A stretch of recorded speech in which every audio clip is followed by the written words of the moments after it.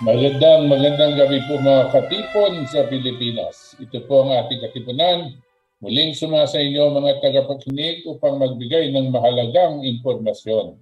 Magbigay liwanag at higit sa lahat makinig sa inyong mga daing at kuro-kuro hinggil sa mga problemang patuloy na nagpapahirap sa ating kalagayan at kabuhayan.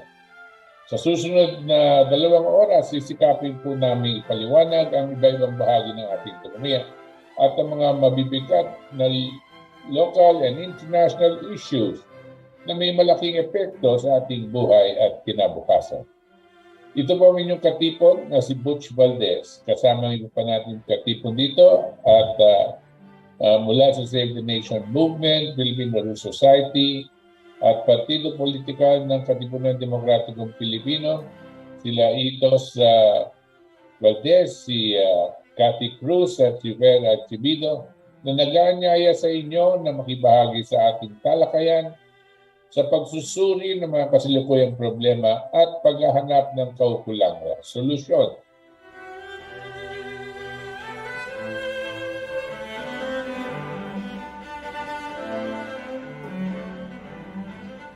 Okay, magandang gabi, Professor Butch, at syempre sa lahat ng mga masugid na taga-subaybay ng ating katipunan, no? Ano man po ang inyong ginagawa at saan man kayo naroroon, welcome po sa aming palatuntunan ng ating katipunan. Syempre, nandito pa rin ang tunay na bida ng palatuntunan ito si Professor Butch. At syempre, ang ating technician na si Ver Archivido. Maraming salamat po sa patuloy ninyong pagsubaybay sa aming palatuntunan. So please stay tuned sa loob po ng 2 oras. Prof. Butch? Yes, so andito na naman tayo, Cathy. At tatalakayan natin itong mga napakaraming issues na pwede natin talagang pag-usapan. No? Pero siyempre nasa ating isip ngayon, itong parating na biyahe ng ating Pangulo sa papuntang United Nations at kung ano ang nantabayanan nating magiging speech niya doon. No? Pero bago natin pasukan yan, gusto ko lang bigyan ng recognition at compliment ang isang kongresista na narinig ko sa isang at napanood ko sa ating daily television, si Congressman Dan Fernandez. No? Si Congressman Dan Fernandez po, nakita ko ang kanyang napaka-intelihenteng pagsusuri at investigasyon at pagtatanong sa mga kinauukulan tungkol dito sa overcharging ng Meralco, no? At nandun sa hearing na yon yung bagong chairman ng ERC at yung mga iba pang mga datihan na doon yung talagang gumagawa ng mga trabaho, no? Hindi ko na alam kung anong mga pangalan ng mga yon. Sana meron mga sumali sa ating mamayang talakayan at bigyan tayo ng konting paliwanag at dito sa mga pangalan ng mga characters nito sa ERC. Pero ang lumalabas para sa kaalaman po ng ating mga nanonood, ang lumalabas dun sa investigasyon ni Congressman Dan Fernandez ng Quezon City, no, ay ang Meralco daw ay ang overcharging ng Meralco buhat pa bago pa dumating ang COVID at during COVID at even after the COVID ang charging yata ng Meralco ay lampas ng 5 trilyon na pesos, no? At ipinakita sa dokumento, no, ni Dan Fernandez kung bakit niya sinasabing 5 trilyon halos ang overcharging na ginawa ng Meralco sa taong bayan, no, as a consuming public. Palagay ko, siyempre, ang consuming public dyan, hindi lang tayo mga individual at mga pamilya, pero pati na rin yung mga pangangalakal na nagbabayad. No? Ang basehan ng kanyang investigasyon ay yung sabi niyang the base rate. Ayokong maging masyadong technical, pero may pinagbabasihan ang pagsingil sa atin ng Meralco. Ang pinagbabasihan niya, meron silang tinatawag na computed na base para doon kino-compute yan. Now, every year nagpapalit yan. Pero bigla-bigla, sabi niya, buhat nung 2016, yung base na yon na dapat pababa yun dapat pababa ng pababa. Yung base na yon ay hindi nagpalit at eksaktong the same from 2016 all the way to 2021 or 22, no? Ibig sabihin, hindi sila nag-compute na kung kinompute nila, ang mas mababa ang masisingil sa atin ng Meralco. So kung pababa talaga dapat yan, in accordance with the computation, ang computation ni Congressman Dan Fernandez, ang overcharge ng Meralco sa atin ay trilyon.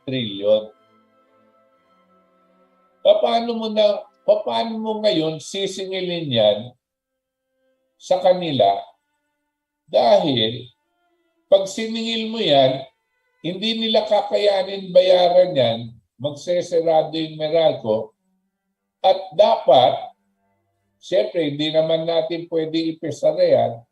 Sa aking palagay, kung mapatunayan na tunay na utang nila yan at hindi nila mabayaran, gobyerno ang dapat mag-take over ng Meralco. At hindi lang Meralco. Katulad ng madalas nating sinasabi, ang talagang humahawak sa ating buhay pagdating sa kuryente at sa tubig ay itong mga oligarko na may hawak sa buong industriya ng kuryente, buhat sa power generation, power transmission, and power distribution. Kanya itong ginagawa ni Dan Fernandez na ito, magbubukas ito ng tinatawag nating Pandora's Box. Lalabas at lalabas ang kabahuan na ginagawa sa atin ng mga oligarko. At ang pangalawang lalabas dito, ang incompetence or connivance of government officials, no, to collect over charging the public, no, with rates, no, that are beyond the capacity to survive. No? Ang connivance po nitong mga oligarko tsaka mga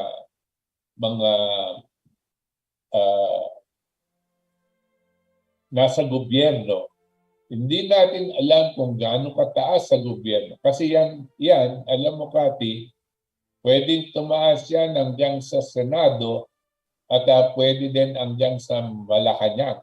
No? Hindi natin masabi kung pati ang mga dating presidente sangkot dito. No? Pero kaya nilang pasukan dahil sa dami ng pera na ninanakaw sa mamamayan, overcharging, no? Sa dami ng trilyon, barya na lang ang bilyon ngayon. No? Barya na lang. kayang-kaya nilang bilhin maski sino pa dyan sa Malacanang at sa Senado at sa Kongreso. Kanya saludo ako dito kay Congressman Dan Fernandez na sana huwag siyang titigil sa kanyang napakatapang at napakatalinong approach dito sa pag-iimbestiga sa Energy Regulatory Commission. No? Huwag niyang lulubayan. At dapat suportahan po natin si Dan Fernandez na hindi natatapang, lalo pang tumapang ang kanyang personalidad. Dahil alam niyo po na ang dami pong pera ng oligarko na pwede siyang bulagin, no? At kung hindi siya, ang pamilya niya, kaibigan niya o kung sino man pa, no? Kanya suportahan natin yan at huwag natin siyang papabayan humina dito kanyang pagano. Hindi ko po kakilala yan si Dan Fernandez. Minsan ko palang narinig yan dito sa television at during the hearing.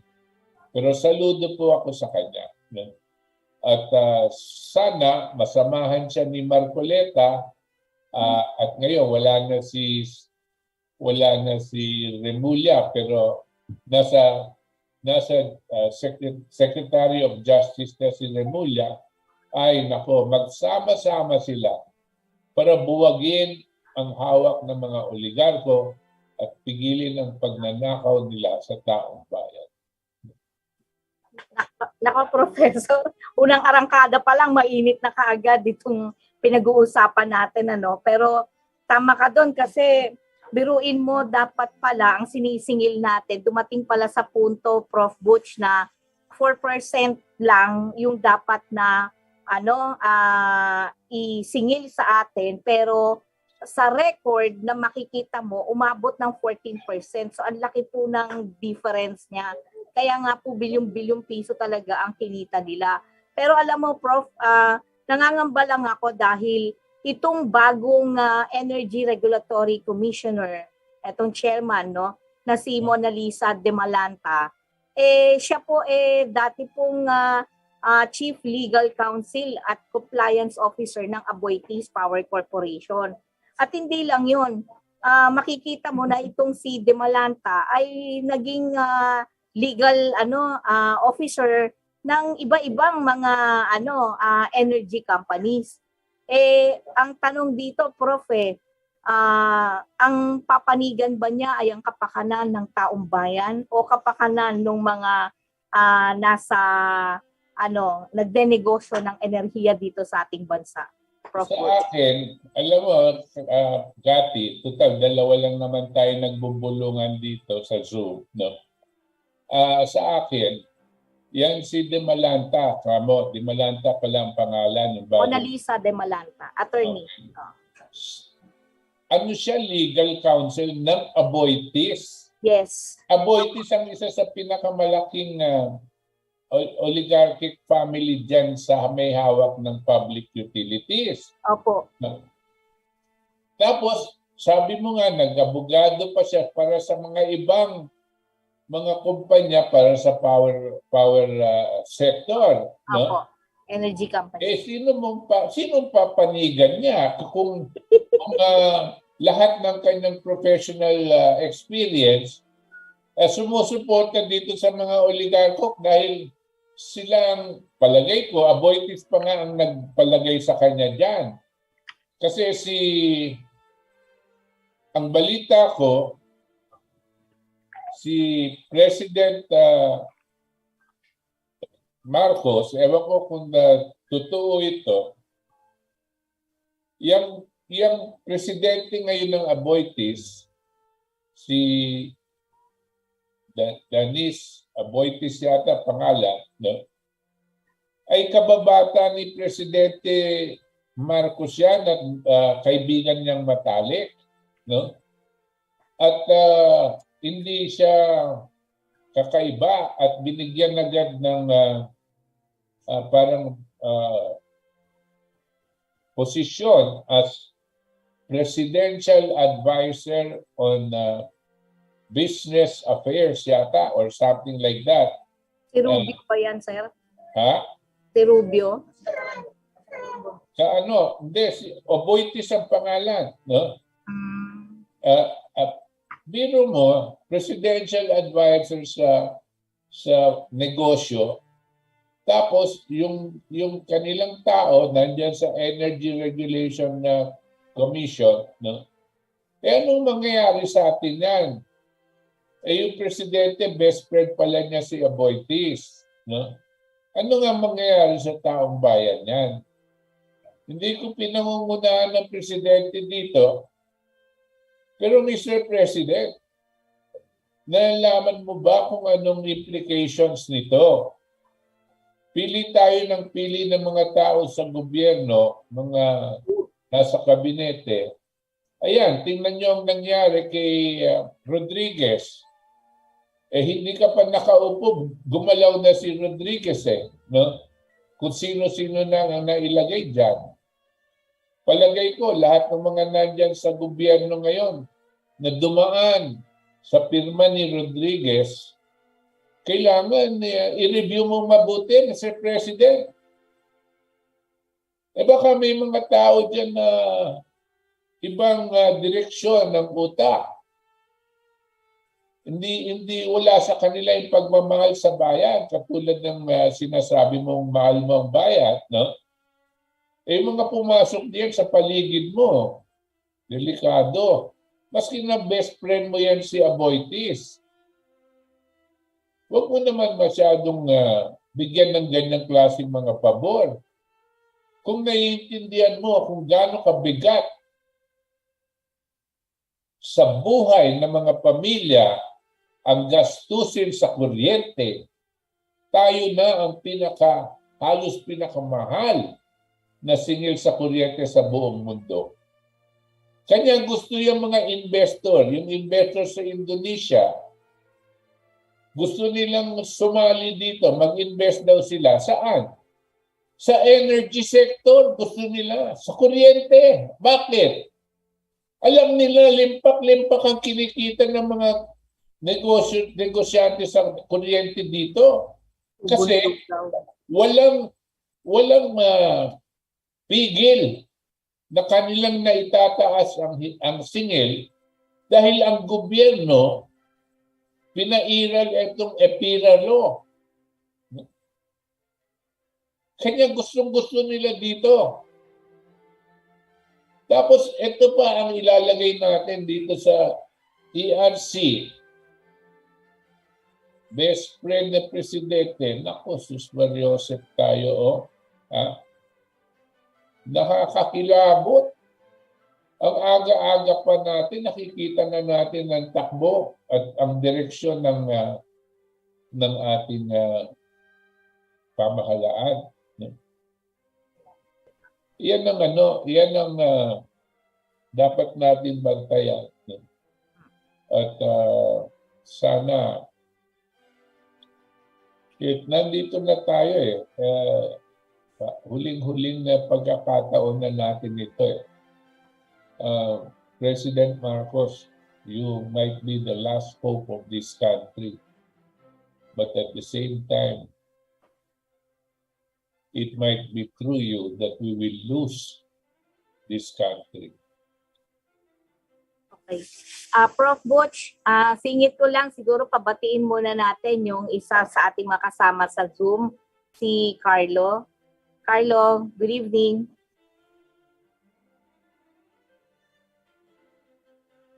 Good evening po sa lahat, no? At sa lahat po ng mga nakikinig dito, magandang gabi yan po muna.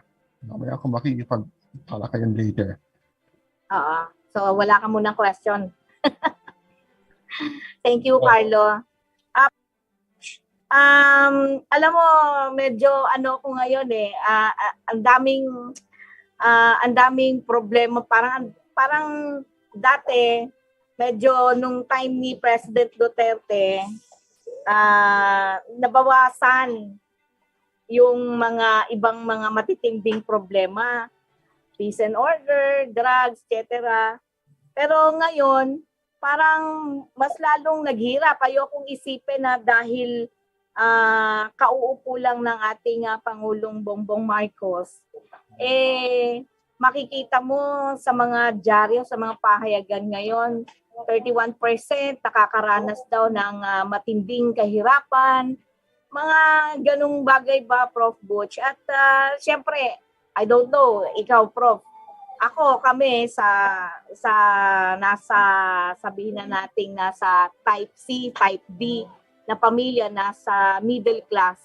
Ramdam na ramdam namin yung mahal ng bilihin, mataas na mga bills na binabayaran namin.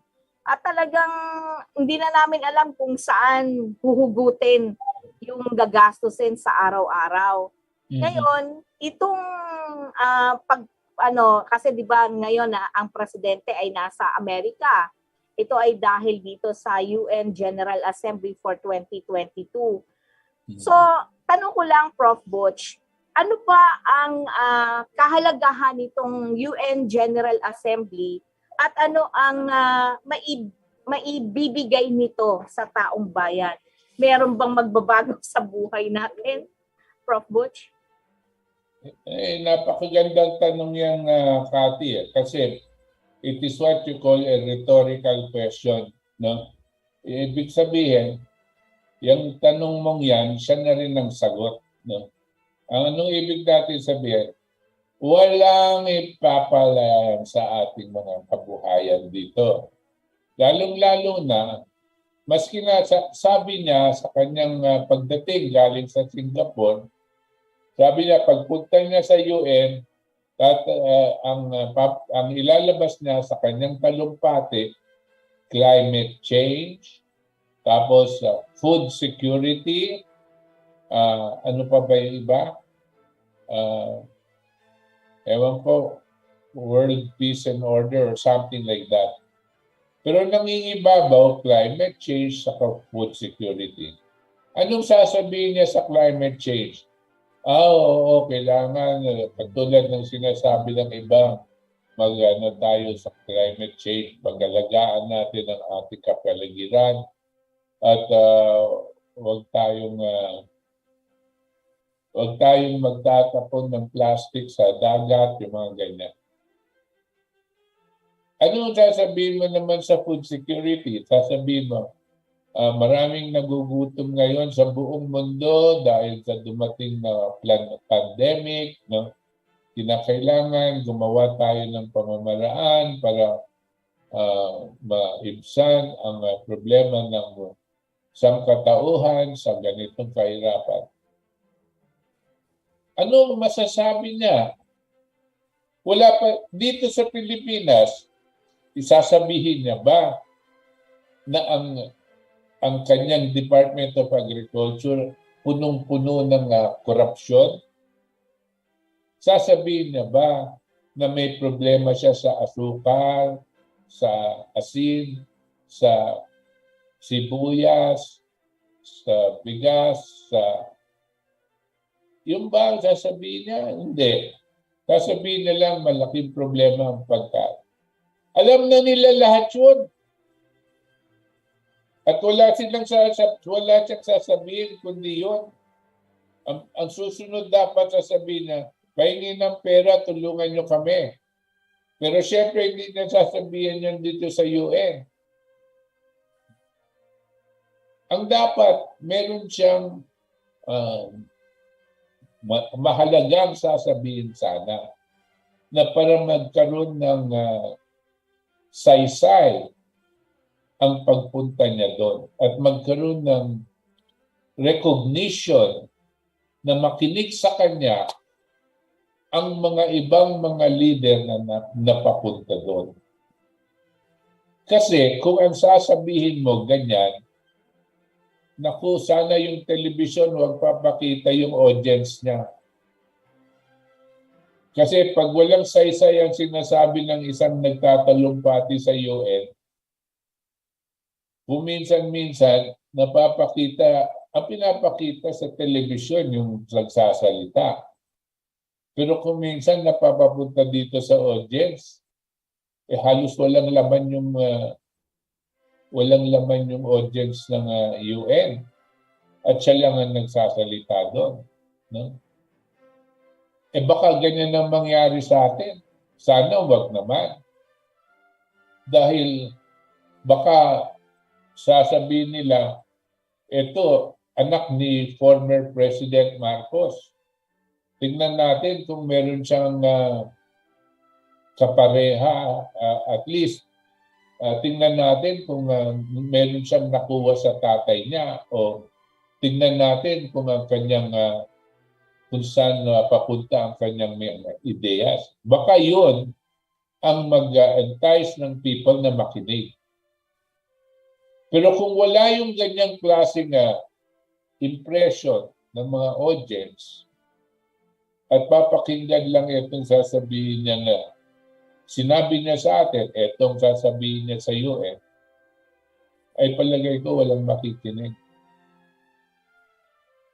Dapat may saysay. At ang akin mungkahi na sinabi ko na ano ang pwede niyang sabihin. Dapat merong konting kalaliman ang sasabihin niya. Na dahil krisis ngayon sa buong mundo, ang krisis ngayon hindi lang ekonomiya, hindi lang kalusugan, kundi politikal. Dahil ngayon, naggegera sa Europa at yung gerang yan sa Europa, ang tunay na naglalaban dyan, hindi Ukraine tsaka Russia. Ang tunay na naglalabanan dyan, Amerika, NATO versus Russia. At ginagawa nilang pawn, ginagawa nilang panglaban etong Ukraine. Kanya binubuhusan nila ng bilyon-bilyon na armas para talunin ang Russia. Ngayon, ito ang nangyayari dyan. Dito naman sa dakong Southeast Asia, ito din ang nangyayari. Ang sinabi ng Kano, bibigyan nila ng armas ang Taiwan. Armas na mga na rockets, missiles, na malamang meron din nuclear. At hindi pa nila nagagawang kompleto yan, sinabihan na sila ng China. Sabi ng China, pag ginawa niyan, bago mo pa magawa yan, gera na tayo. Pero yung Amerikano talagang nagpupumili. No? Pag naggera dyan, di amak nakasigurado kasama tayo. No? Kasi yung mga base militar ng Kano, andito pa. Dahil sa EDCA, itong kalokohan na ginawa ni Noynoy Aquino sa atin, pinapasok na yung mga Amerikano sa mga base militar natin base militar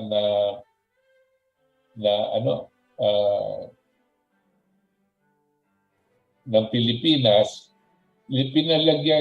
pumayag siya na lalagyan ng sandatahan ng Amerikano dyan sa 5 base militar ng Pilipinas. Ngayon, dahil dyan, pati na rin yung mga submarines, mga cruisers, destroyers, aircraft carriers, nandito sa pagkapaligid natin. Pag nagkaroon ng gera dito sa parte nito, Amerikano laban sa China, sigurado tatamaan tayo. Maski na ayaw natin, maski na sabihin natin yung gustong-gusto sabihin ni Marcos na we are friends to all and enemies of none. Pati na yung lola ko, sinasabi na yan noon no? Doon ko nga nakopya yan no?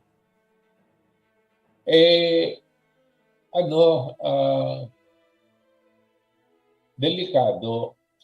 So, sa madaling salita, ganito yung sitwasyon ng mundo ngayon. Ngayon, anong pwedeng gawin ni Marcos o sabihin ni Marcos dito sa United Nations Assembly? Sa akin mungkahi, ang minumungkahi ko, sinabi ko, pagtandaan niya na noong 1955, nagkaroon ng isang komperensya sa Bandung, Indonesia. Yung komperensyang yon ay hindi mga iba-ibang bansa nagsama-sama doon. At anong ginawa nila? Minungkahi doon sa komperensyang yon.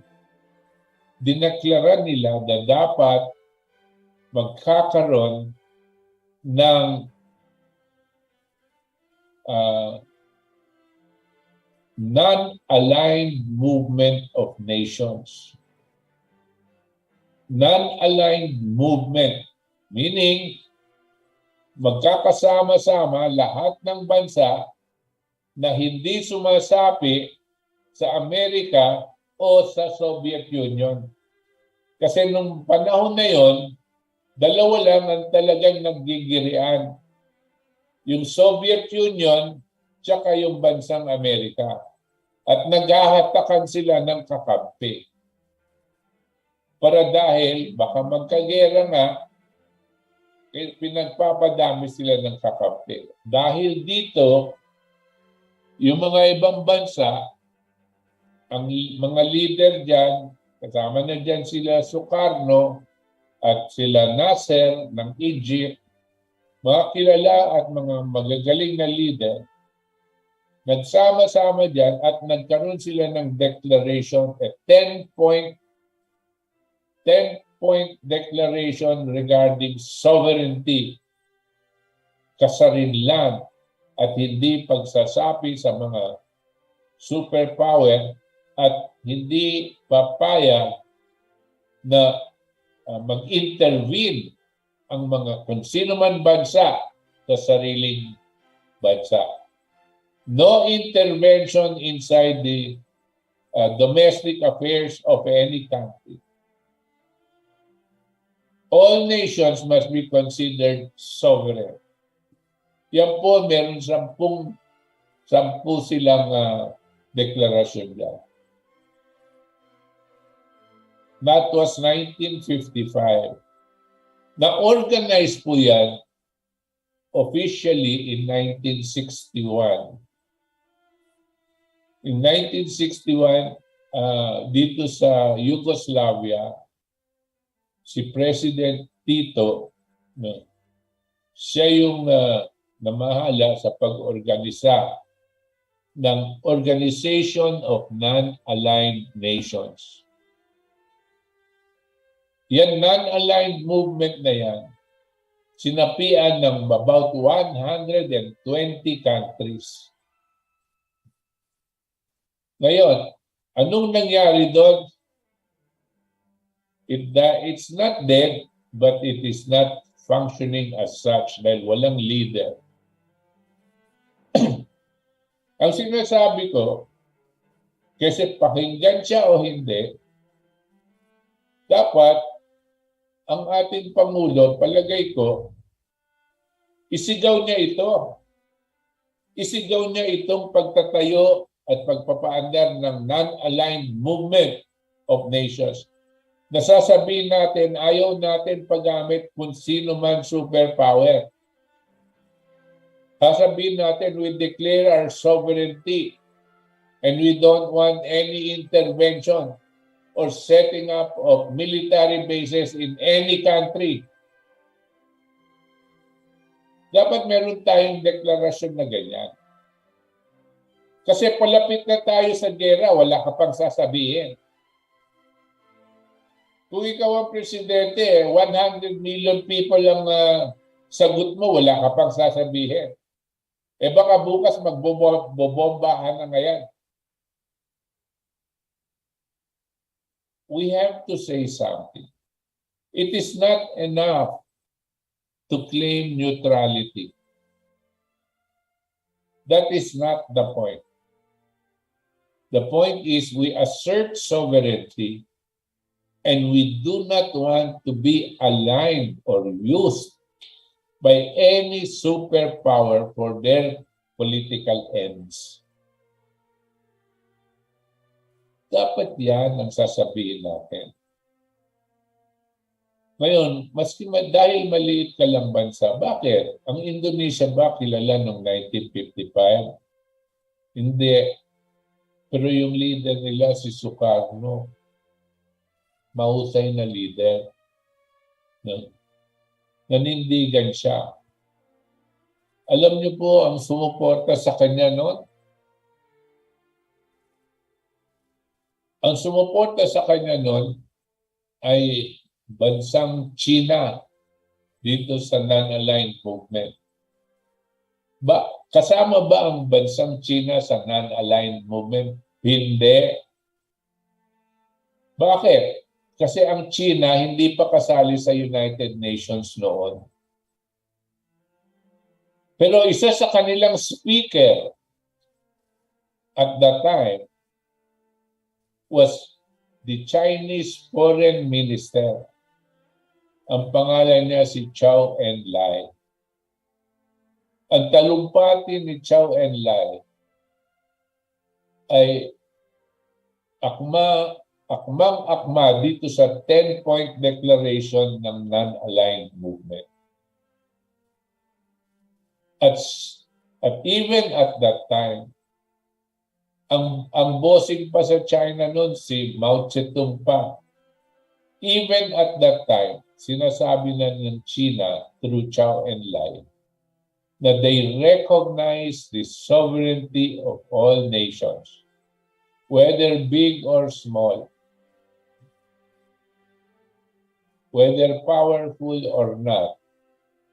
It is important that every nation recognizes the sovereignty of all nations and there should be no intervention of external forces into your local affairs. Ang Pilipinas ba kasama dun sa non-aligned movement? Hindi. Bakit hindi na handa tayo kasama? Ba't tayo sasama? Inutusan tayo ng Amerikano, huwag sumama. Hanggang ngayon, pag sinabi ng Amerikano, huwag nanginginig tayo. Buti na lang, meron tayong connection ngayon sa China at sa Russia. Dati, hindi tayo makapalag. Pero ngayon, dahil tatandaan nyo, si Duterte, nagalit siya kay President Barack Obama dahil sabi ni Barack Obama, kung hindi ka susunod sa amin, hindi kayo namin bibigyan ng USA. Minura siya ni Duterte. At pumunta sa China at kinausap ang China at saka Russia. Yun ang magandang nangyari sa palagay ko sa buong presidency ni Duterte.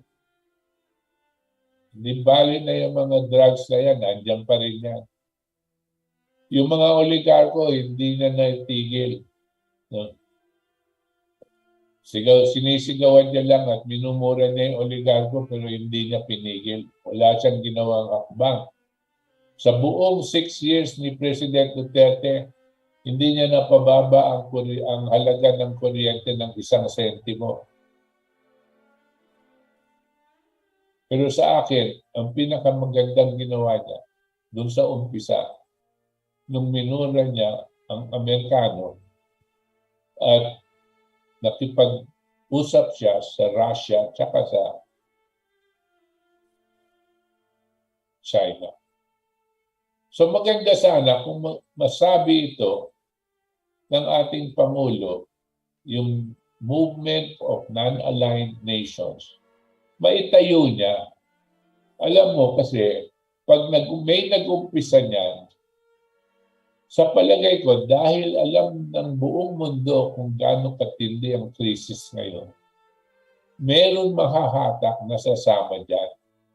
At pag dumami ng dumami ang kasama dyan, baka magkaroon ng impluensya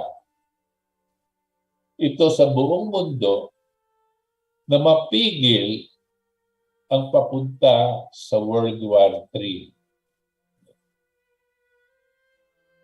Dahil pag meron kang nagawang movement na ganyan, non-aligned movement, hindi lang sa politika ang pwede mong ma-influensya, kundi sa ekonomiya.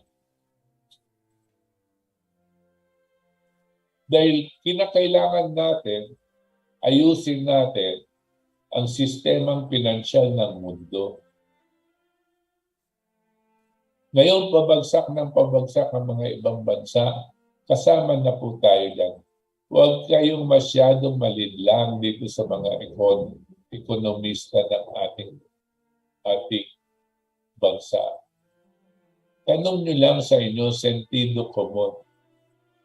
Masi anong pahayagan sa labas ang pakinggan nyo, manood kayo sa Fox News, manood kayo sa CNN, CNBC at South China Morning Post, Nikkei Times.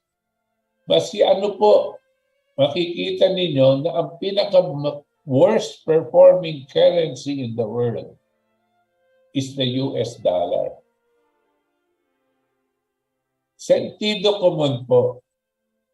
Kung ang pinakamasamang currency sa lapi ngayon sa pagbagsak ng halaga, inflation, ay ang US dollar, bakit ang Philippine peso pabagsak ng pabagsak in relation to the US dollar? Tanungin nyo yung ating mga ekonomista diyan sa gobyerno. Yan sila big joke na.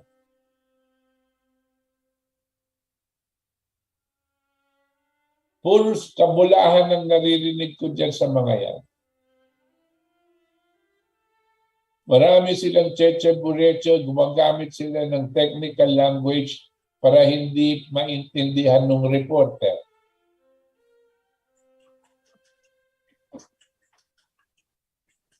Nagpapatunog silang matalino. Matalino sila magsinungaling. Ang punot dulo nito, my dear friends, is that the economy and the quality of life of our Filipino people will continue to deteriorate. And it will deteriorate in an accelerating way. No? Hindi ko lang alam kung saan ang ending.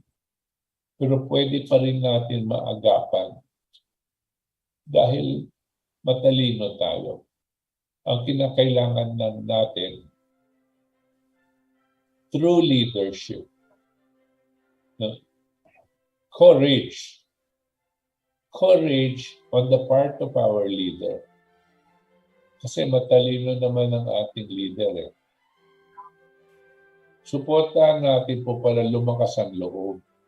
Labanan ng mga oligarko, manindigan para sa ating soberenya, at umiwas dito sa mga impluensya ng mga dayuhan sa ating politika, dito sa ating kapaligiran. Yan sana meron tayo. Merong tanong lang si Carlo.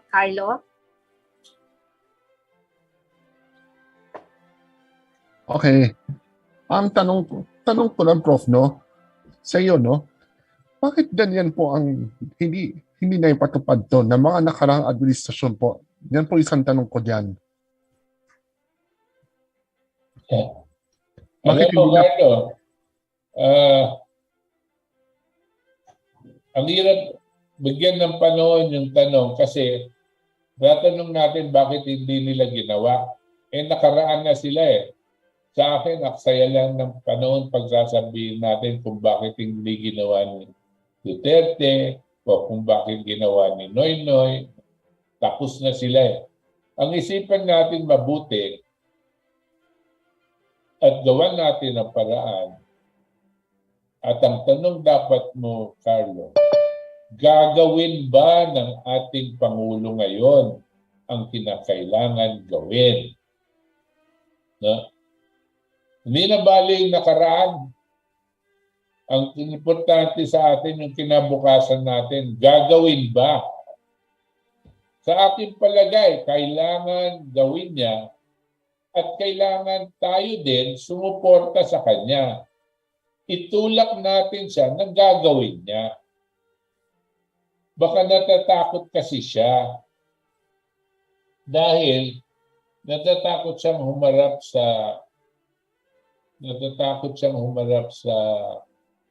sa mga oligarko, kaibigan niya, no? Yung kumikita ng mga trilyon-trilyon dyan, mga kaibigan niya, baka pag nag-action siya, mawawalan ng negosyo yung kaibigan niya. Pero namamatay naman ng mga mamamayang Pilipino. Kaya kailangan tayo mga mamamayan, sabihin natin sa kanya na bitiwan niya muna yung pagkakaibigan niya. Taong bayan muna ang tulungan niya. Dahil ang mga oligarkong yan, kailangan i-redirect lang sila. Tanggalin mo sila sa public utilities at tulungan natin sila sa mga ibang industriya na may pakinabang ang ating bansa. Yan dapat ang ating sabihin sa ating Pangulo. No? Di ba, Carlo? Carlo.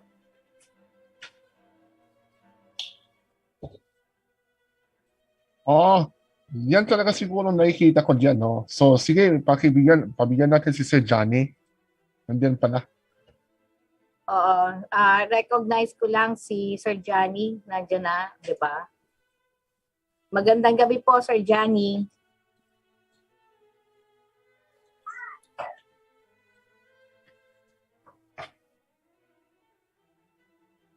Hello? Anyway, sige, habang inaayos ni Sir Johnny yung kanyang kayo po ay nakikinig dito pa rin sa ating palatuntunan ang ating katipunan at syempre tayo po ay napapakinggan sa pamamagitan po ng Radyo 558 po sa Talapihitan at syempre worldwide napapanood po tayo via Facebook page and YouTube channel. Mang Johnny, baka pwede po kayong bumati muna sa ating mga kababayan. At kung may tatanong po kayo, pwede na rin po ninyong isabay. Yeah. Hi, hello, kababayan. Anyway, not to you people. I am having a hard time. Every time I go to Zoom, it's a different ID. And then today, I just found out it's a different code number, no? It's a good thing. It's a good thing, Carlo. Carlo answered me right away. Thanks, Carlo. Anyway, Butch, you have a question. Yes. You know naman that we have big problems. We've been talking about one of them, no? Yeah. We have big problems created by the New World Order. I mean, I don't know if the people are aware of it. But anyway, what has happened is that I think that for the past 3 years, this pandemic has been created as a distraction so that the people will not be aware of what's going on. And really, however, this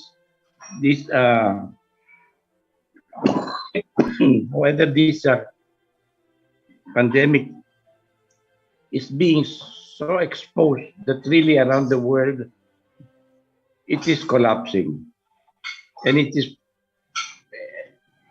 collapsing around the world. But I think here in the Philippines, the government is so corrupted by the New World Order that, I mean, they keeping on with the injections, 9 injections.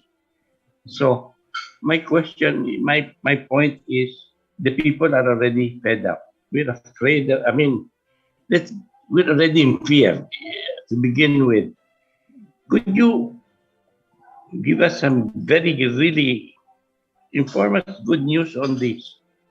And what could happen? What is going to happen to this world, which is the quantum financial system? Now, I mean, this is going to benefit the people a great deal. So could it become a distraction topic now for the people, so that at least it will increase with the people's enthusiasm? No, right now we're so depressed. Well, first of all, before I even answer that question, Mr. Ventosa, no,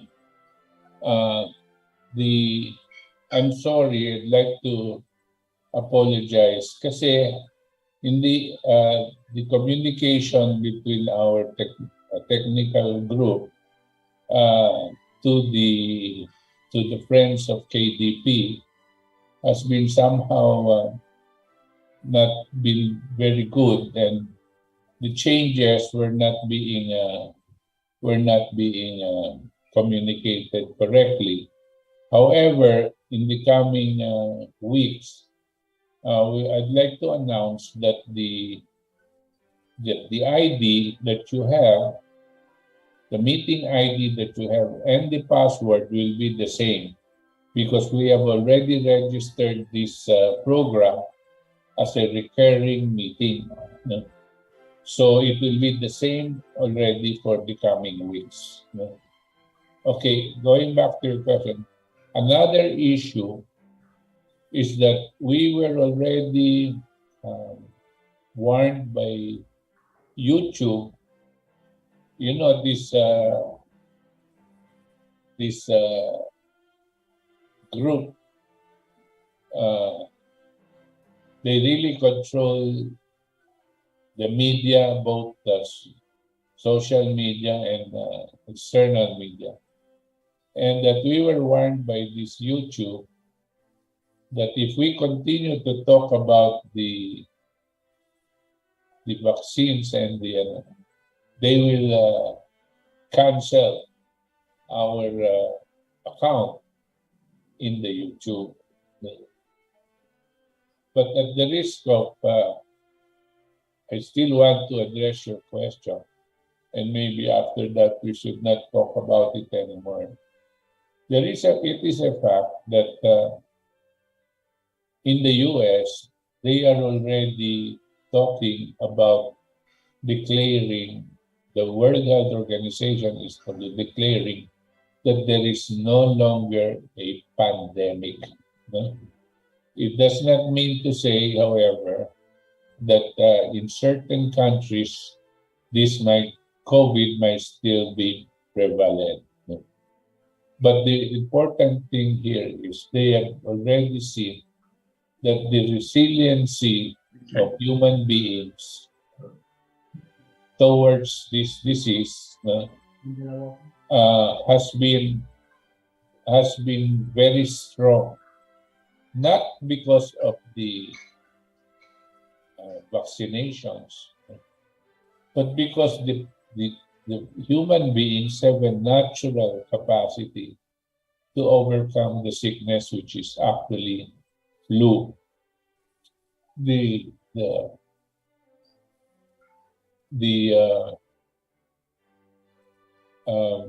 suspicion, or actually declared admission by Dr. Fauci that they were working on enhancement of, what do they call that? Enhancement of the virus in terms of intensity in the laboratories was continued in Wuhan, China. That as far as that's concerned, he actually admitted that already. But the next step is what we call weaponizing the virus, which the word weaponizing is not being used officially. They're using other technical terms. But to me, I am just glad that now there is going to be a worldwide acknowledgement that this thing is happening. Now, here in the Philippines, you see, we have been, our people have been dumbed down for so long. We have been subjected to propaganda, media manipulation, and so on and so forth. So the difficulty in reaching out to our people with the truth is one of the problems we have, because there are people that are television stations, individuals that sell themselves in order to promote lies and corrupt people in government and so on and so forth. But hopefully, we are going to be beyond these kinds of problems in the near future. And hopefully, those that have committed their crimes now and before are going to be made to pay correctly by our judicial system so that they will not do this again. I anticipate even more problems in the coming months. And very soon we will forget about COVID and maybe talking about some other problem. Yes. Okay, I've tried not to talk about the pandemic anyway. But can we not talk about the Nasara Jasara? The quantum financial system, will they also attack you on that? What's this? Can we not talk about the Nasara Jasara? Can you not inform us more? I mean, the layman's term on the Nasara Jasara, so that I've heard about it, but I cannot venture into discussing it because I don't know much about that now. I read a little bit about it, but I cannot say that I know something about it. Well, yeah. Okay. What have you learned about it? No, I'm asking precisely because I was hoping you would have an idea. No? I have an idea. All I know is that it's going to be very good for the public, for we the people, that for one thing, taxes will be removed, etc., etc. I am not prepared for it to talk about it, but I was thinking that maybe slowly this subject could really come up, because the only hope the people have right now is, let's face it, it's financial security. Yes. I mean, that has always been a problem, lack of finances. This way, there is some hope for we the people that something good is coming our way, that there is a quantum financial system coming up. And that is the one based on gold and silver. Oh, yes. Actually, at least you are old enough to remember that there used to be a system called fixed exchange rates. Fixed exchange rates as differentiated from floating exchange rate. Diba? Tandaan mo yun? Dati, in the 60s, Yeah. we had, our system was on fixed exchange rate. Our peso to the dollar was not moving. It was kind of set at initially at 2-1, then what's his name? Makapagal did something that we had to adjust to 380-1. And it stayed there for a number of years until 1971 during Marcos' time, and it started to move towards 4 pesos to 1. But you see, at yung fixed exchange rate natin was based on a system called the Bretton Woods system. Yung Bretton Woods is what you were preparing to the use of the gold standard. When you say gold standard, it means the way they did it, that there was this conference in Bretton Woods, New Hampshire, and I think 45 countries at that time after the war agreed that there will be a system of fixed exchange rate that is based on gold. First of all, we must remember that the country that won the war was America. And the US was the only economy that was productive at that time. All the other countries have been devastated. The whole Europe was devastated. Nobody was as productive and solid in their economy as the US. Why? Because the US went into a massive production and went into a system where they started to produce and prepare for the war. So, kasi nag-crash ang economy ng world, ng US din, noong 1929. Pumasok si President Roosevelt 1933. And then he changed that whole system they had.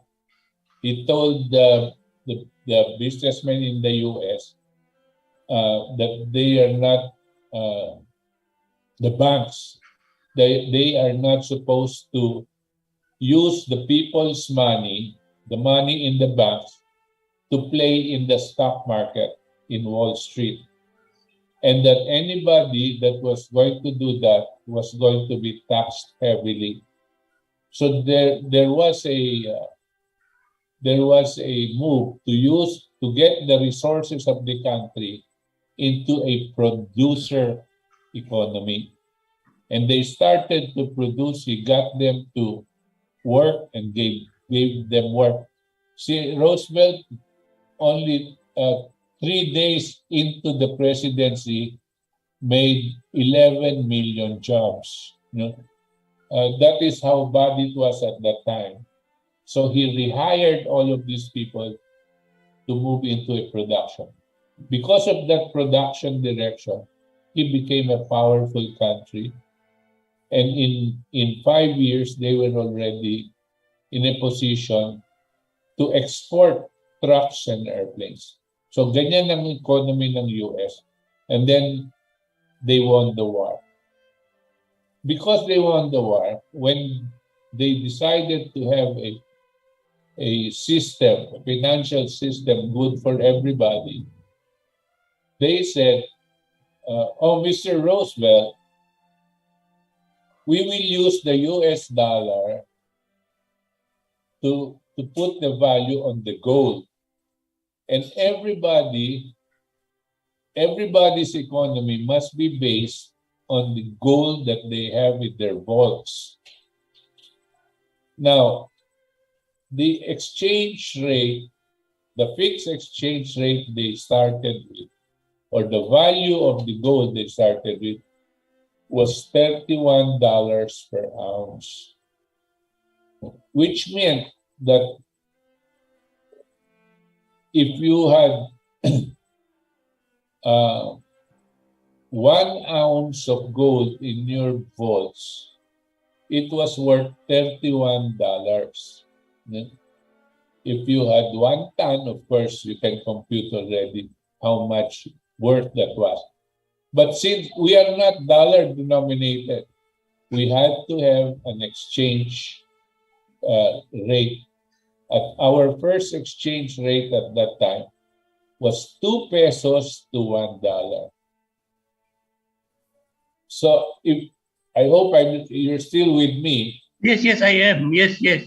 Okay. So when it was decided that whatever country you are, depended, and the amount of money you will circulate in your economy will be dependent on the amount of gold that you have in your vaults. Or if you didn't have gold, you must have what they call a gold reserve. What is the reserve that they're talking about? The US dollar.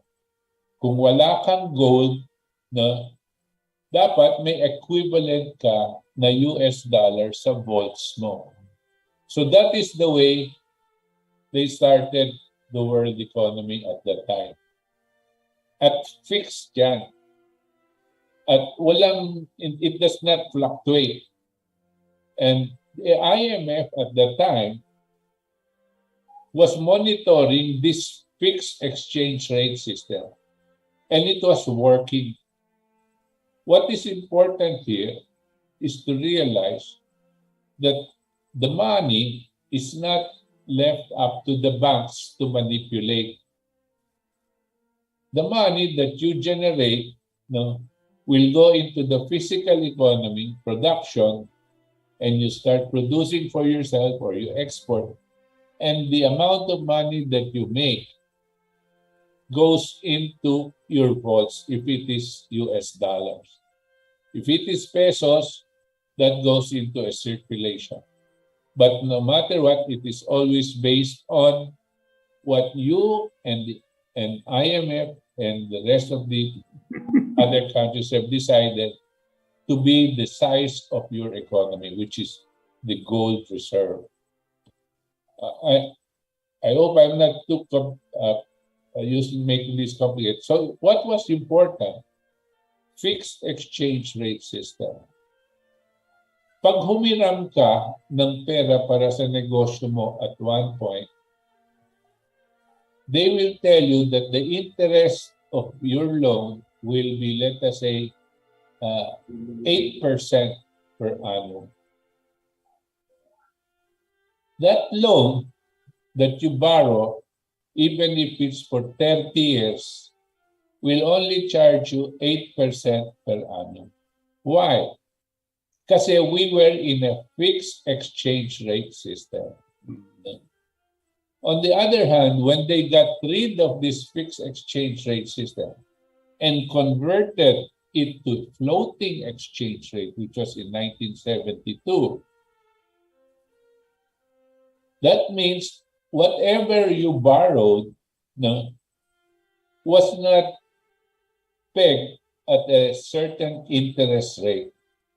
It depended on the relationship of your currency with the US dollar. Kanya nag-fluctuate yung interest rates. Ngayon, kung nag-fluctuate ang interest rates mo up, down, kung negosyante ka, paano kang hihiram ng long term? How can you borrow for 30 years when you don't know how that interest rate is going to go? Therefore, the banks will only lend you on a short-term basis or a year-to-year basis.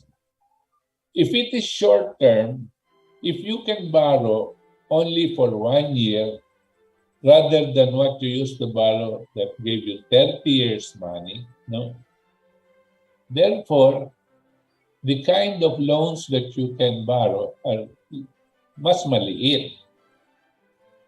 In other words, kung before, you can borrow 20 million pesos to put up a shipping fishing boat, big fishing boats, no, to go into a major fishing industry, because it's 30 years to pay. No? Ngayon, you cannot borrow that much. You can only borrow enough for a fishbowl operation. No? Kasi konti lang, tsaka limited. After 1 year, kailangan magbayad ka na ng utang. This is what happened to the world economy when we shifted to the floating exchange rate and let go of the Bretton Woods Agreement. Now, who was the one who got out of the Bretton Woods Agreement? The one that got out of the Bretton Woods Agreement was the U.S., and Britain and France at the same time. But who put up the Bretton Woods Agreement? The U.S. No? Pero patay na si Franklin Roosevelt. By the time they got out of that agreement, why were they getting out of that agreement? Because the financial oligarchy, the banks, the Rothschilds, the J.P. Morgans, these people figured that they can make more money than just charging interest for loans. They can make more money by taking control of economies the way they did to us. No? And that's the way they did.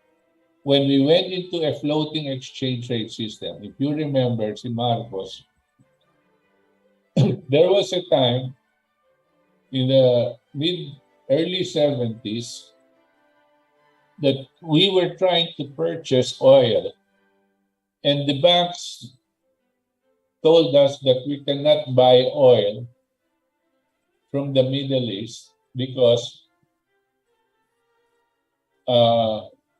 our peso was overvalued. You know, the banks have a say because every time you import, they have to open a letter of credit. So they have a say on this. So when they told us, when they told Marcos our peso was overvalued, we only had 2 months. Reserve in our oil depot, and mahihirapan tayo because the moment we don't have oil, magseseradong economy natin. We were even given coupons to be able to buy gasoline not more than 20 pesos, I think, for the week. And that is so that we can save and not use up too much gasoline dahil baka maubusan tayo sa reserve. But they pressured Marcos to devalue our peso from 4 pesos to $1. It went up to 7.14. The first devaluation, 7 pesos and 14 centavos to $1, coming from 4 pesos to $1. The IMF, I remember, wanted 8 pesos, which means about 100% devaluation. But they brought it, we were able to bring it down to 7.14, but it opened the Pandora's box. That every time IMF says that we have to devalue, we devalue. So what happens? Very soon afterwards, let's go fast track all the way to Corazon Aquino's first year. We were paying 28 pesos for every $1. In other words, if we owed money of $1, we had to raise 28 pesos to pay it. Whereas before, during Marcos's time in 70, If we owed $1, we only raised 4 pesos to pay that $1. Now we have to raise 28. As a matter of fact, today, we have to raise now 60 pesos for every $1. Where does the government get that 50 pesos, 60 pesos, or 28 during corazon time? Where do they get it? From the people. How do they get it? They get it by privatization. They sell off garage sale, Philippine assets, Philippine businesses. They get it by increased taxes, which they were getting. That's when they opened up during Corazon Aquino's time and no, during Ramos's time, they opened up the value-added tax. It simplified the collection of taxes.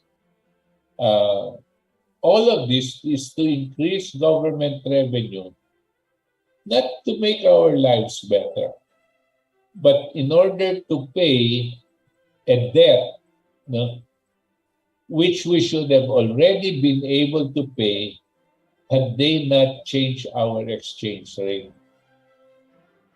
Can you imagine? From 4 pesos to $1, then we are now paying 60 pesos to $1.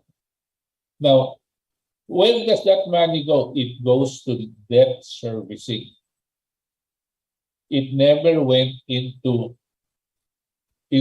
strengthening our economy. And this is what they have done to us, these financial oligarchs. Now, that is the financial system. How long are they going to continue with that? Well, that whole system is just about ready to collapse. But in its collapse, there should be a replacement system that you were referring to. However, you don't just use a system and change it. It needs a worldwide, a global acceptance of that system. And even if you do not have that global acceptance, you must have countries like the United States, Russia, China, India, at the very least, these 4 countries that will push for a change in the financial system, in accordance with what you were referring to. Because what you were referring to is basically to go back to the Bretton Woods system. Now, as of today, the U.S. is very far from moving towards that change. It seems they are closer to making war than to change the financial system as of now. I hope I have given. Do you have any questions? Mukhang may tanong pa si Sir Johnny. Sir Johnny? Yes, Johnny.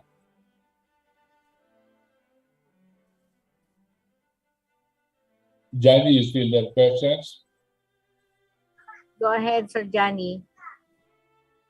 Wala pong wala po kay audio.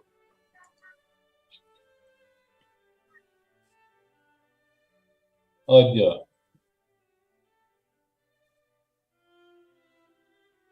Wala pa pong audio, lang po. Hindi mo kay Ver. Mukhang may, hindi pa po, yan. Okay, Sir Johnny. Okay. Thank you, Butch. Yes. You know, it's a good start because at least you're showing, wow, I've learned that, that's how our exchange has gone, no? And the funny part is that here we are suffering a 60-1 exchange based on a dollar that is going to collapse very soon. Yes. And I will not disagree with you, but I think that there is something going on around the world that will really, really change the financial system. And I think you mentioned the four nations that would help us do that. Yeah. China, Russia, the Republic of American Republic, not this corporate government that's going on right now, and Modi, Yes. And I think it's going to work. But you see, the people have to be informed about this, so that at least they can realize that actually the first thing that they're going to do is to help the people. The people will come first before anything else. Correct. I agree. Alam mo, Johnny, what's nice about the United States is the last country that the other three, I think they're well set on wanting to change the system. India, China, and Russia. It's the United States that is holding back. No? But one thing good about the US is they are not, there are people that are moving in accordance with what we are discussing. And then there are other people that are preventing that. The other people that are preventing that are what we call the deep state. The people that are connected to the deep state want to maintain the hegemony that the US and UK have been holding on to the world for the past 70 years after World War II. Now they want to hold on as the leaders and owners of the world. In a way, they do that because they hold the financial system. Alam mo, when you put up an empire, you don't just use military to control the countries that are part of your empire. You control their money. You control their financial system. Yeah. That is the way the Rome worked. That is the way other empires work. And now there is no difference now. They control our money. We have used US dollar is not an American money. The US dollar is an international currency which they use to control us. And up to now, how ridiculous it is. You just mentioned that the US economy and dollar is about to collapse, and it is in the process of collapsing. It's the worst currency performing right now. And yet, we are devaluing against the dollar. I don't think it will be easy for these economists we have. Kuno. I call them econoquacks. I don't think it will be easy for them to explain why this is so. Our economists, for the past, ever since, at the very least, ever since Corey's time, these people that are supposed to have taken hold of our economic policies are actually surrogates of the financial oligarchy. They're surrogates. They are not patriots. No. Their bosses are the Barclays, Rothschilds, through our central bank. The central bank is not ours. It is the financial oligarch because they control us by their resources and also by the way they remunerate the services of our central bank governors. If you notice, the highest paid government official in the Philippines is the central bank governor at 41 million pesos a year. And that is only his stated salary. No. I am sure he's getting a lot more on the side. Yeah. And I would like to venture the idea that possibly certain people are receiving kickbacks from continuing a debt service that should have been questioned every year. Our legislators are inutile in the sense that they cannot question this. They cannot investigate the central bank because the central bank is a separate entity altogether. One time when I was giving a talk to some congressmen, and I told them that the central bank is not controlled by Philippine government. Some of them were so surprised because, a lot of them are kind of stupid too. But and I challenged them. I said, why don't you get the central bank governor here, open a hearing to investigate what he is doing with our reserves? That never happened. Did you ever see that happen before? That the central bank governor himself is there and he is explaining how he had invested our reserves? As of now, we're supposed to have $88 billion of foreign currency reserves, mostly in US dollars. But what do we do with that? Do we keep that under our pillow? Where is it? We think that it should be invested, right? But nobody is going to question because they are not allowed to question. These are the things that many people do not realize. Our legislators do not realize. Our presidents do not realize. But a lot of money is being given out on the side to keep this system, this control system going. All countries right now,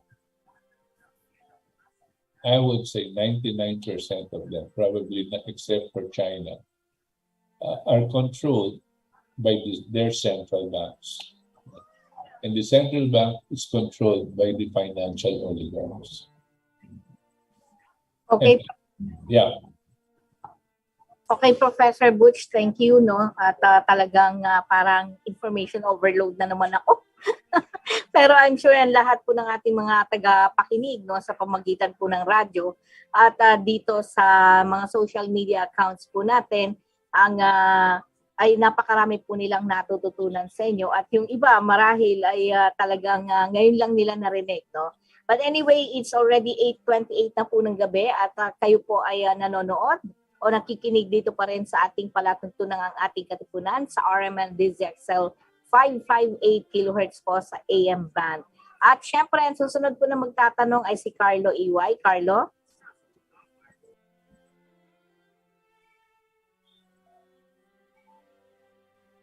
I think ang isang nakita ko dyan, no, yung sa information na yan about sa mga Rothschilds ay malaking issue to talaga, Professor Butch, no? At dapat talaga bantayan natin itong ownership na ito dahil hindi na ako magtataka kung baka makontrol na tayo ng mga yan eh.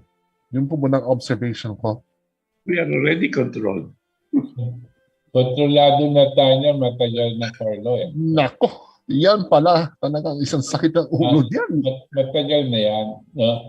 At ang nakakalungkot, ang mga liderato natin, hindi nakahandang labanan yan. No? Maski na naramdaman na nila, hindi nila kayang labanan. Ako, tataya ko ang sarili ko. I'm not a political animal. But when Marcos tried to fight them off They work for his ouster. Yung mga sabi natin CIA, lahat yung mga yan, tauhan kasi ng mga financial oligarchs. Tingnan mo si Wolfowitz, yung assistant ni ano pangalan nito? George Shultz, Secretary of State ng US when they ousted Marcos. His first assignment as soon as Marcos was taken out was to be the president of World Bank. Kasi yan ang kanilang yan ang kanilang control. You control the world by the financial system. No? Can you imagine kung paano napakamura nilang nakukuha ang ating mga ginagawa? Dati, 4 pesos to 1. Ibig sabihin, pag magbebenta ka ng goods na ginawa mo, no? Yung 4 pesos mo, marami ka nang nagagawang goods, tapos makukuha ka ng $1. Ngayon, kinakailangan, kung dun sa 4 pesos, nakakagawa ka ng isang sapatos, pare. Ngayon, kinakailangan gagawa ka ng 5 o 6 na pares na sapatos para lang mabayaran ka ng $1. Ganyan ang ibig sabihin. They have cheapened our goods.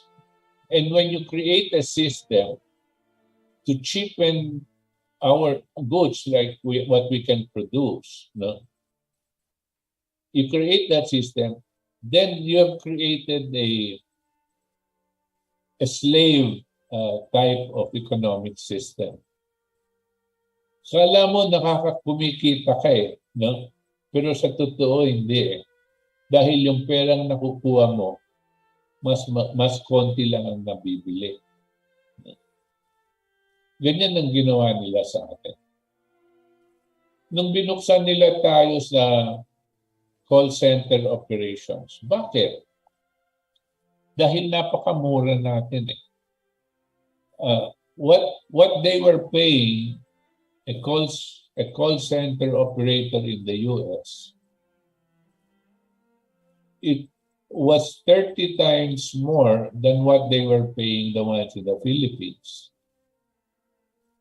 In other words, napakamura nilang nakukuha yung labor natin. Bakit? Na-devalue nila tayong ganyan. That is the devaluation, effect of devaluation.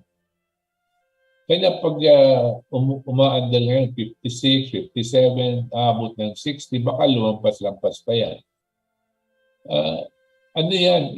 Hindi natin kagagawan yan. Kagagawan ng financial oligarchs na inuutos nila dito kila Benjok, no? Tsaka medalya ng Central Bank para gawin yan exchange rate na yan. Bakit ganyan? Ang exchange 57 tayo tapos bumababa ang peso sa dollar tapos yung dollar siya pa internationally ang pinakamasamang performing currency. And yet we're performing worse than the dollar. Why is that? It doesn't sound logical. It's not logical only if you don't understand it. As countries like us, and maybe we're not alone in this, we are the ones that are told by the IMF to devalue against the dollar to help shore up the dollar para hindi masyadong mabigat ang bagsak ng dollar. Tayo ang mauuna. Tayo yung bumabagsak muna bago ang dollar. Tayo yung parang cushion para hindi diretsong babagsak ang dollar. Tayo, papayag tayo dyan. No? Yung mga OFW natin, masaya sila dahil, okay ito dahil I'm getting 57 pesos for every dollar I earn. Masaya sila, ang ganda ng exchange daw. And they don't realize that yung $57 na kukuha nila ngayon, no, for every $1, 57 pesos, can buy less than if it were 20 pesos to $1 before. No? Diba? Example, yung nung pumasok si Cory, how much was it? 26 pesos. Before Cory left, entered. The exchange rate already was bad. 1 peso for every 26 pesos for every $1. Ibig sabihin, dun sa 26 pesos mo, nakakabili ka ng kung ano man for every $1. Ngayon, 57 pesos for every $1. Ibig sabihin, yung nabibili mo dati ng 26 pesos, ang halaga ngayon, 57 pesos na. So, hindi ka na makabili, no? That,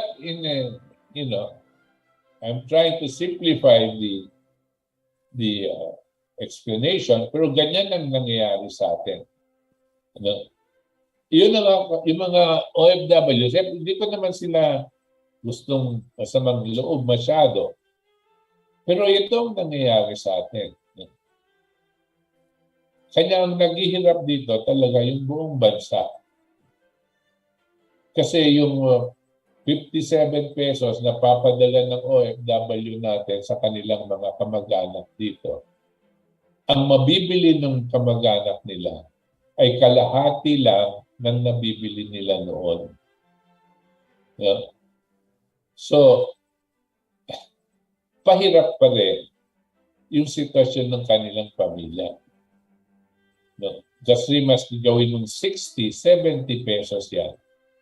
Ang mabibili nila, mas mababang, mas konti pa sa nabibili nila noon. That's the situation. Okay, Professor, thank you. At gusto ko lang i-recognize si Rogelio Tan. Pabatiin muna natin Roger Tan. Roger, good evening. By the way, habang, ayan, connecting to audio siya. Magandang gabi po. By the way, habang inaayos lang yung audio ni Sir Roger, no? Babatiin ko lang po yung lahat ng mga nanonood sa pamagitan po ng social media kay Robert Cruz, kay Boyet Perebras, kay Cesar Estrella Jornation, at syempre kay Luis Gerald. Thank you nga pala, Luis, sa iyong mga ginagawa para sa ating Katipunan. At syempre maraming salamat sa ating masisipag na technician kay Chris Narvaez mula sa Arman DZXL at kay Ver Archivido sa ating studio naman. At syempre magandang gabi rin sa pamilya Cruz at Talagtag family mula sa Quezon City. Sir Roger. Roger, good evening. Good evening. Ayan na. Okay. Hello, ma'am. Good evening po. Go ahead po. Good people. Na-invite lang ako medyo. Makinig muna ako. Roger, kumusta?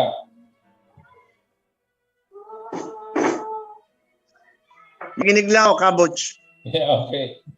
Hindi ko pa alam. Patapos na yung programa natin yata eh. Ay, hindi pa naman. 8:39. Tinatalakay natin ngayon itong devaluation, exchange rates, na yung Bretton Woods Agreement at mga iba pang sitwasyon. Kanina, inumpisahan ko din rin na ano kaya ang sasabihin ni President Marcos pagdating niya sa UN. At pinasok ko kasi kung ang sasabihin niya lang climate change at lahat-lahat na yun. Sabi ko, walang saysay. Kinakailangan, sabi ko, medyo meron siyang golpe at maganda sanang ipasok niya yung ano.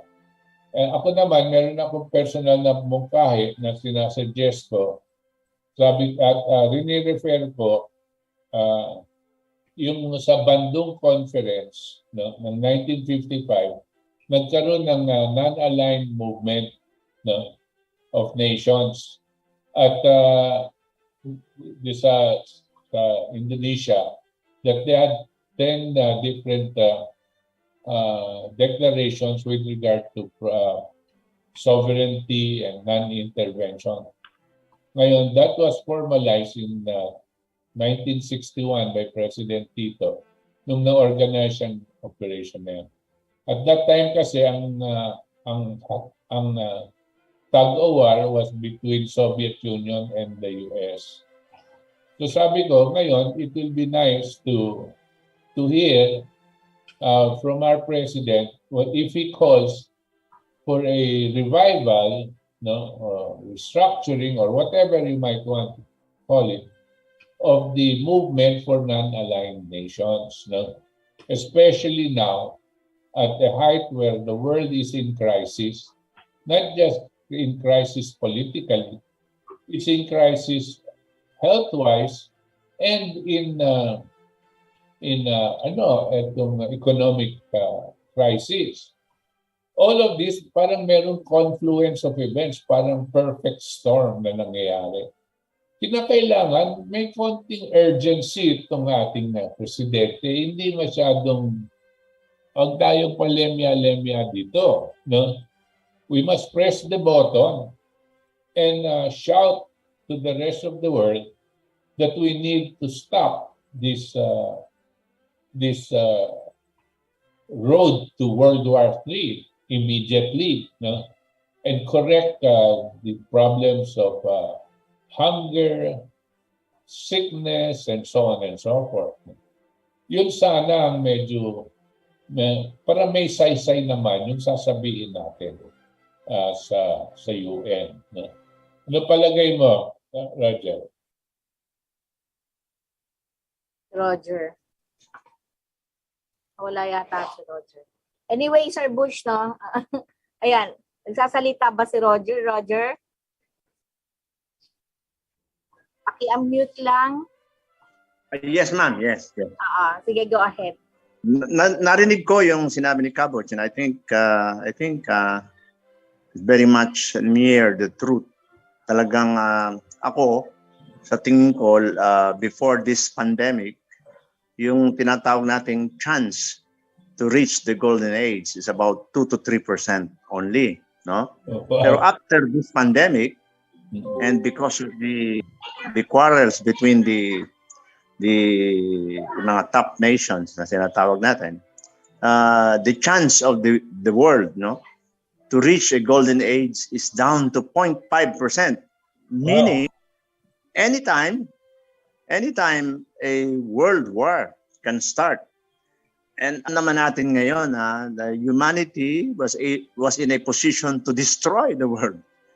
Sa dami ng mga nuclear weapons na manufactured na and ready, it's just a matter of parang sinasabi natin na a chance na may isang bansa dyan na magsimula, and they are capable of destroying the whole of humanity. Kaya sabi, tama si Caboch, very urgent yung situation natin. I'm just wondering if we should use the word non-aligned. We should align ourselves dun sa we should align ourselves to a true and correct position, no? Kasi yung non-aligned, parang pag hindi ka nakailam sa sitwasyon ngayon, kasama ka, sabit ka. Anytime that the world will start, walang libre dito. No? Even kahit malayo ang bansa mo, ang hangin, ang sitwasyon, ang kakayahan ng nuclear war is iba ang sitwasyon.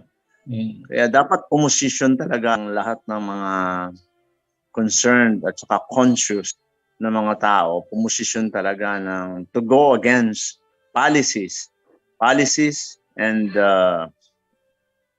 wishes o kagustuhan ng mga oligarchic nations. Tama si Caboch. This situation is very urgent, And we should position ourselves and shout out to the world our position that war should be prevented and that there is a way. Maraming suggestions ka, Butch. And I think he's speaking from historical point of view that there is a chance to settle the issue. Because this is for humanity. Hindi lang ito para sa atin, hindi lang para sa henerasyong susunod or the next generation pa. This is the existence of humanity itself. No? Kaya tama si Kabot. I agree with that. Very urgent.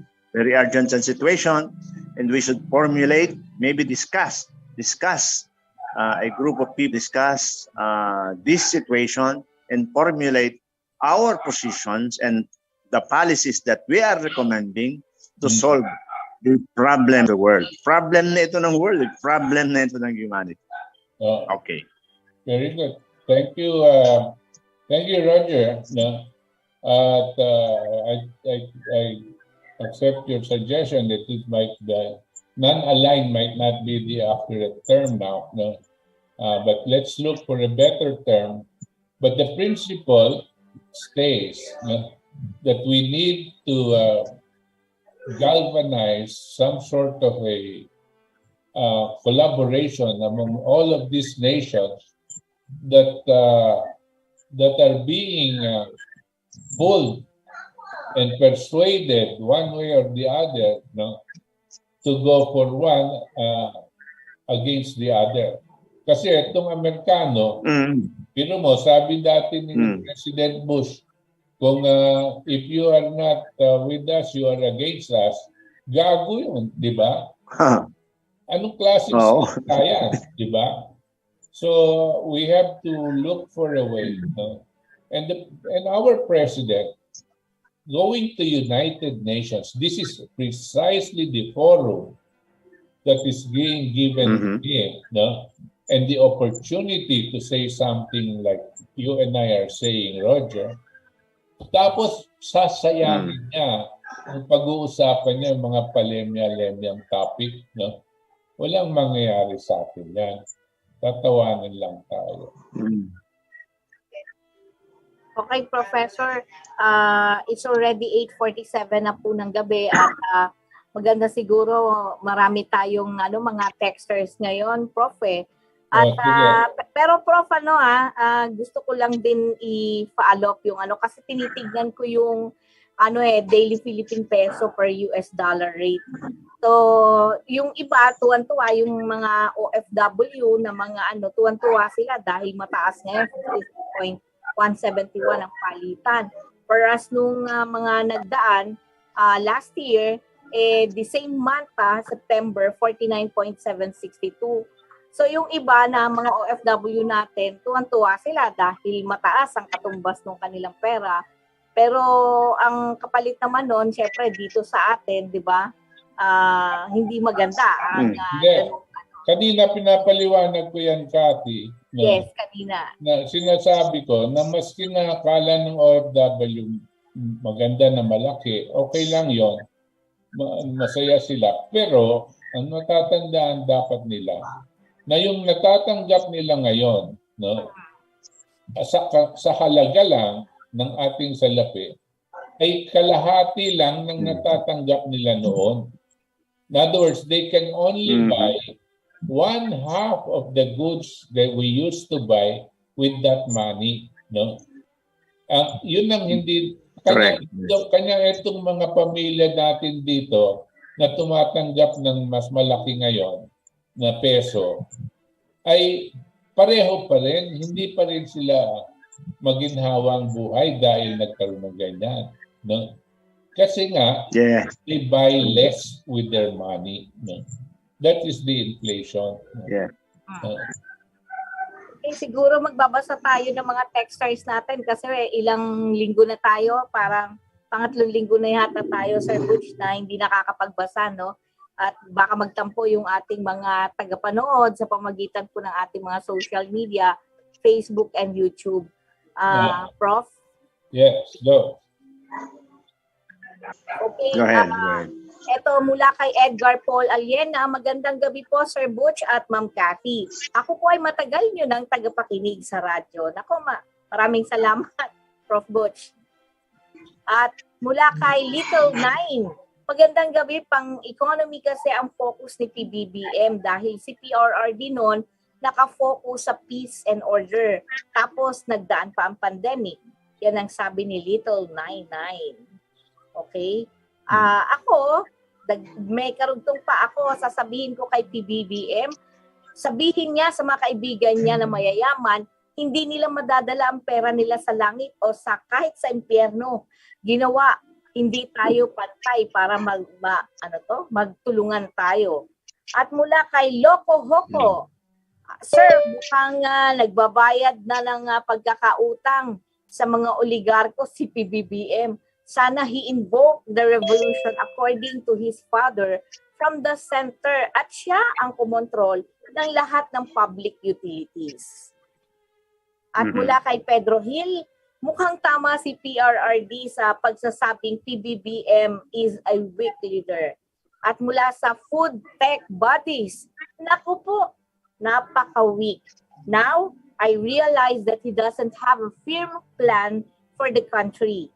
Food sufficiency, kasama na yan sa lahat ng leader. Party-party muna. Sad. Yes po, dapat i-push na magawa. Kasi dami niya utang. Patay tayo niyan. Ambisyoso din. Really? The tube part of the pharma industry monsters?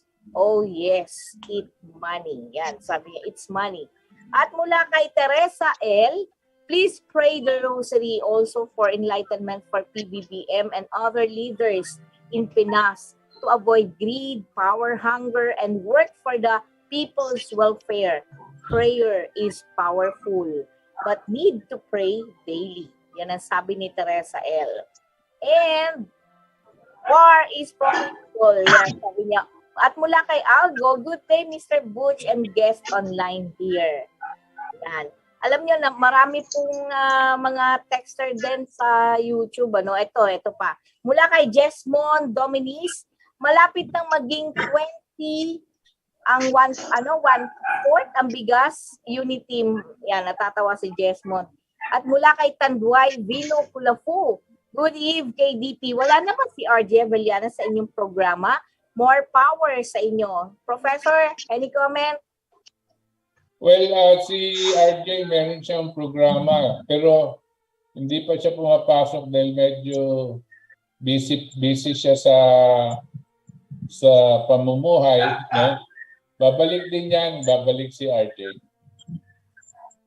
And asan pa yung ibang text natin?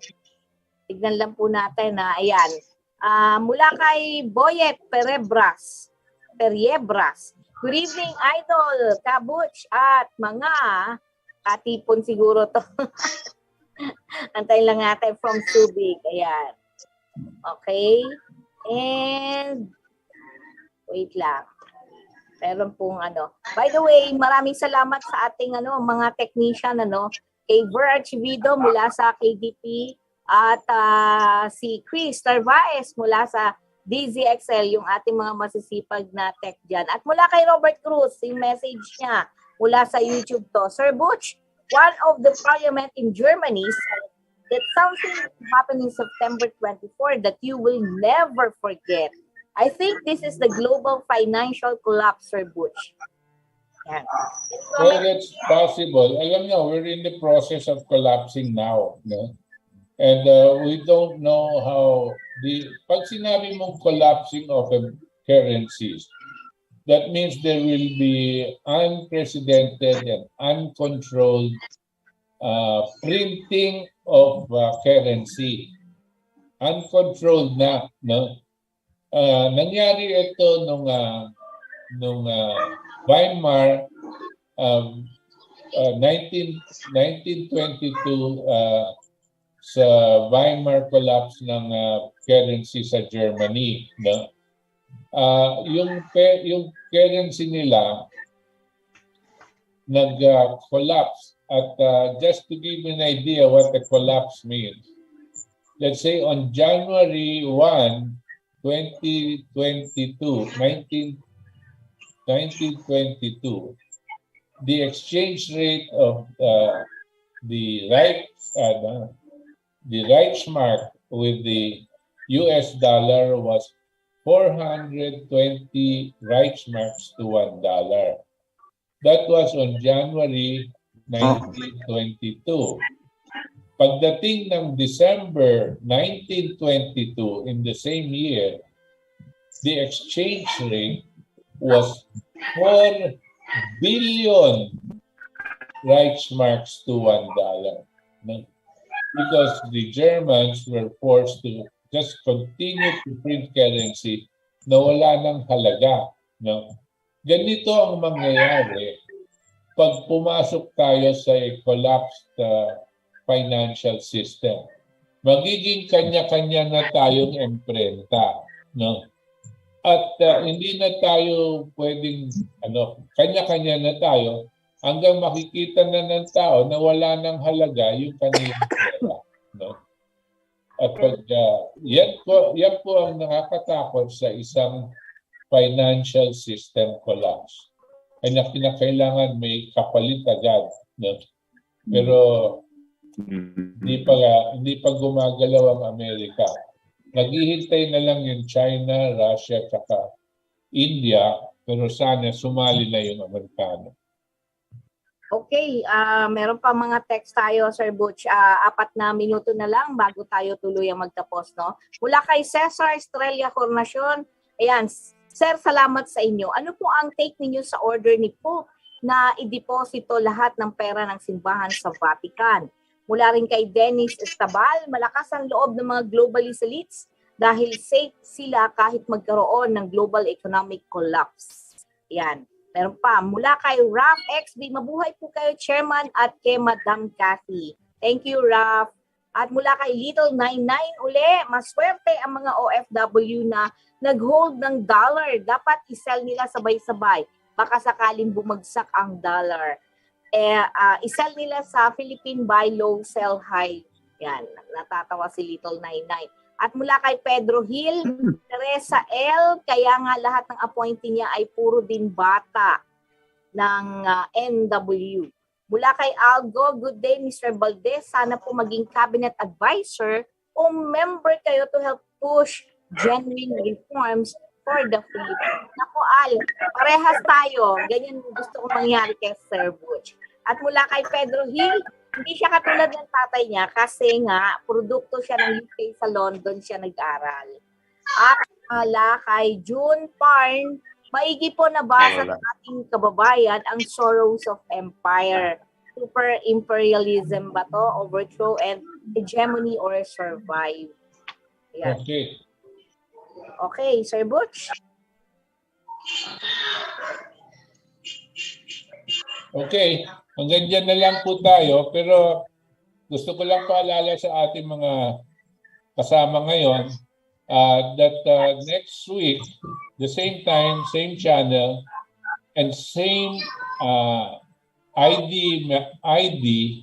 and same password. Hindi na po tayo magpapalit ng ID number tsaka password. All you have to do is click. No? Kasi dati nagpapalit pa. Dahil na-register na po natin as a recurring Zoom meeting tayo. No? So maraming salamat po na samahan niyo ako. Kami, nila Cathy at magpapaalam na po tayo kung makita ko ito yung aking extra. Okay. Sa ngalan po ng ating mga katipon dito sa Ating Katipunan at magagaling na staff ng DZXL Radio mo nationwide kasi po naka-simulcast tayo sa DZXL. Kami po ay nagpapaalam at nagpapasalamat na sinasamahan nyo kami ngayon sa Ora de Peligro ng ating bayan at ng buong mundo dito po sa Ating Katipunan. Hanggang sa linggo po muli, mga katipon, magandang gabi po sa inyong lahat. Bye everyone. Salamat, Roger. Bye po, Johnny. Johnny, thank you. Bye po. Hello.